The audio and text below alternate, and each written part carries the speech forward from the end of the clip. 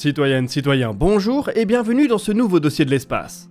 Dans vos cours de physique ou dans des œuvres de science-fiction, vous avez probablement croisé à de nombreuses reprises l'expression espace-temps, ou même encore le continuum espace-temps.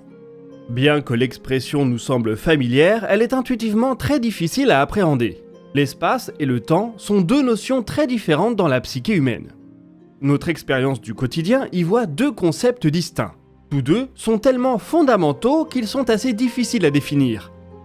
Le temps est par exemple généralement défini par rapport à lui-même. On sait le mesurer extrêmement précisément, mais il reste difficile d'appréhender ce qu'il est vraiment. Pour les besoins de cette vidéo, nous dirons que le temps est ce qui permet le changement.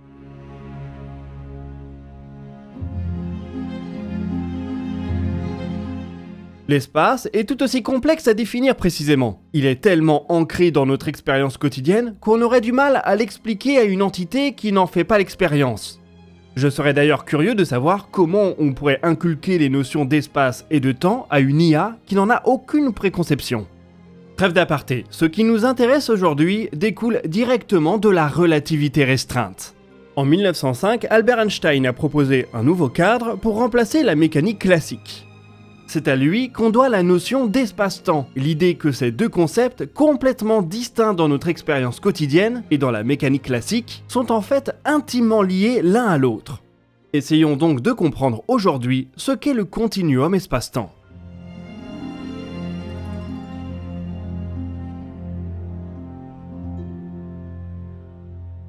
Pour comprendre l'espace-temps, il faut commencer par s'intéresser à la lumière. Au cours de la seconde moitié du 19e siècle, le physicien écossais James Maxwell s'est appuyé sur les travaux de ses prédécesseurs pour identifier la manière dont l'électricité et le magnétisme sont liés. Il les a réunis dans un cadre théorique commun, l'électromagnétisme. Dans ces équations, le champ électromagnétique peut être parcouru par des ondes. La lumière visible, les ondes radio, les micro-ondes ou les rayons gamma sont aujourd'hui des exemples d'ondes électromagnétiques bien connues. Les équations de Maxwell infèrent également une vitesse à ces ondes. Elle ne dépend que des propriétés du milieu traversé. Dans le vide, cette vitesse est égale à environ 300 000 km par seconde, ce qu'on nomme communément aujourd'hui la vitesse de la lumière, le petit c de vos équations de physique.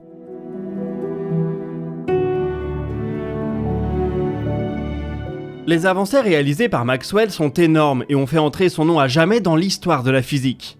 Mais dans les décennies qui suivent, certains commencent à se poser des questions. Qu'est-ce que cela signifie que la lumière a une vitesse ? Une vitesse par rapport à quoi ? Dans quel référentiel ? Les lois de la nature sont invariables, quel que soit le référentiel spatial ou temporel. C'est un des postulats les plus fondamentaux de la physique. Mais si la vitesse de la lumière dans le vide est fixe, cela signifie qu'elle serait différente pour deux observateurs en mouvement, l'un par rapport à l'autre. Il faudrait alors se référer à un référentiel universel, une sorte de grille de coordonnées de l'univers. Ce pourrait être une piste de raisonnement envisageable et peut-être celle qui nous paraît la plus naturelle. C'est d'ailleurs celle qu'ont emprunté de nombreux physiciens de l'époque. Ils se sont mis à la recherche de l'éther, un substrat aux ondes électromagnétiques qui aurait défini le cadre universel sur lequel reposerait la vitesse de la lumière.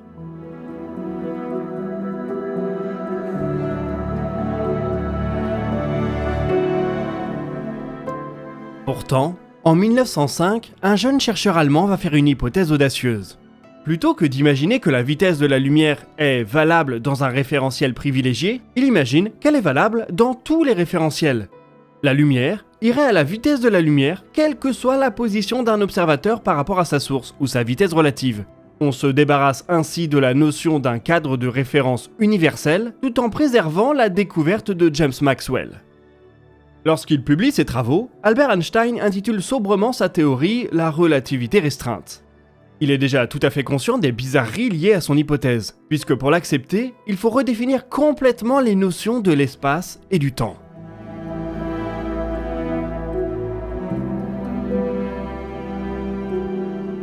En mécanique classique, les notions d'espace et de temps sont notamment reliées par le concept de vitesse.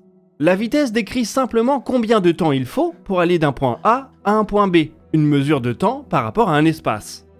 Les physiciens ont décrit depuis bien longtemps comment les vitesses s'additionnent et se soustraient les unes aux autres dans différents référentiels. Si par exemple je suis dans un train qui roule à 100 km/h et qu'une vache me regarde passer, Elle me verra avancer à 100 km/h. Si je me mets à l'avant du train et que je lance une balle de tennis à 50 km/h, la vache et moi aurons des impressions différentes. De mon point de vue, par rapport à ma position, la balle ira à 50 km/h, et du point de vue de la vache, la vitesse du train et de la balle s'additionneront. Si elle était capable de mesurer sa vitesse, elle dirait que la balle de tennis va à 150 km/h.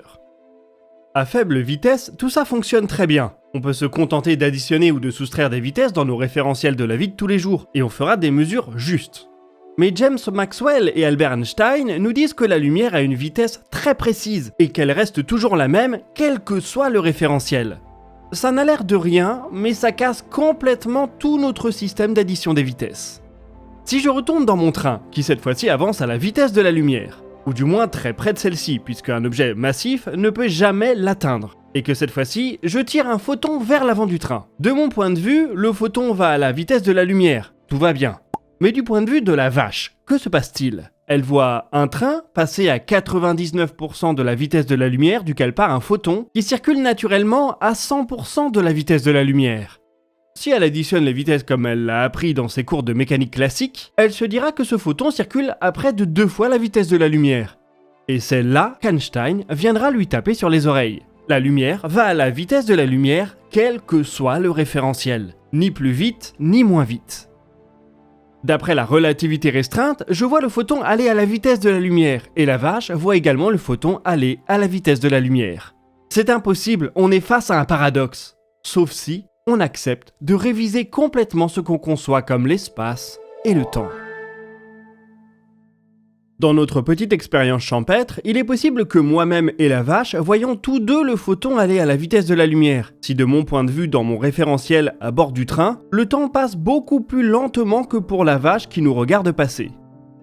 Il n'y a donc pas de temps universel. Nous avons tous notre petite horloge personnelle qui diverge de celle des autres dès que nous sommes en mouvement par rapport à eux.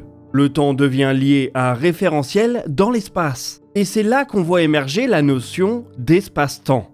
Face à des objets qui approchent la vitesse de la lumière ou face à des masses énormes, comme Einstein le montrera 10 ans plus tard, il est impossible de penser séparément des coordonnées d'espace et de temps. Il n'y a aucun référentiel absolu, et donc aucune mesure de vitesse ou même de longueur qui soit absolue. Tout dépend de votre référentiel dans l'espace-temps.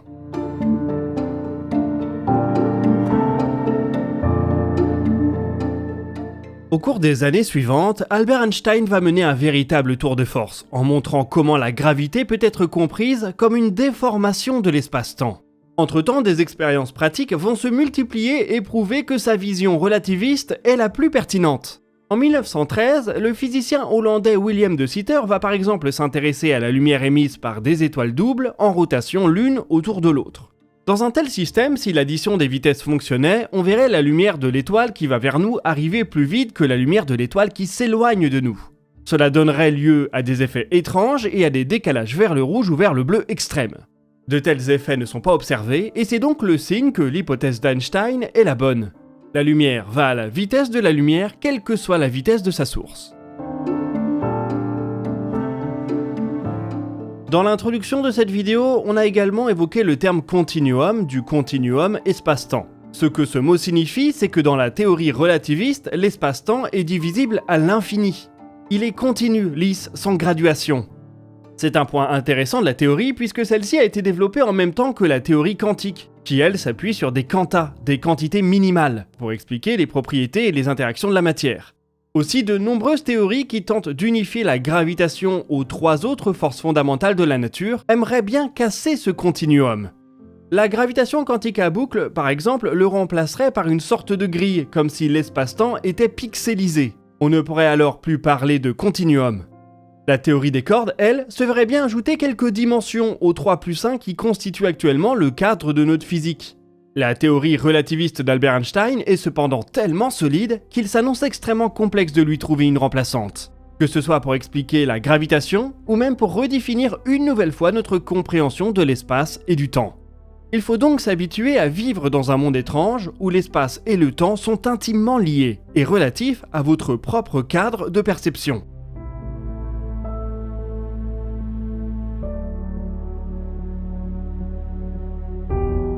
Nous voici en tout cas arrivés au bout de ce dossier de l'espace. Je vous invite à partager vos questions et vos remarques dans les commentaires, nous y répondrons dans une prochaine vidéo. Vous pouvez consulter la description pour retrouver nos sources et nos réseaux sociaux. Quant à nous, on se donne rendez-vous la semaine prochaine pour un nouveau DNDE. Et d'ici là, citoyennes, citoyens, portez-vous bien.